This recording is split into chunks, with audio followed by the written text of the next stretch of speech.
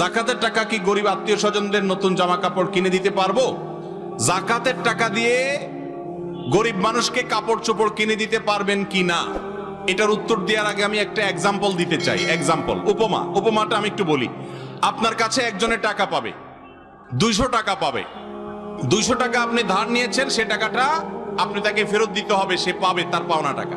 বাজারে দেখা হওয়ার পরে তাকে বলছেন, ভাই এদিকে আসেন, আপনি না আমার কাছে 200 টাকা পাবেন? বলে হ্যাঁ। বলে আসেন। ডেকে নিয়ে ফল দোকানে নিয়ে গেলেন, নিয়ে 1 কেজি আপেল কিনে দিলেন 200 টাকা দিয়া বললেন যান বাড়ি যান। উনি যদি বলে ভাই কাহিনী কি? বলে কাহিনী হলো 200 টাকা পাবেন না, আপনি আপেল কিনে দিলাম, বাড়িতে চলে যান। কি বলেন? মায়ের একটাও নিচে পড়বে?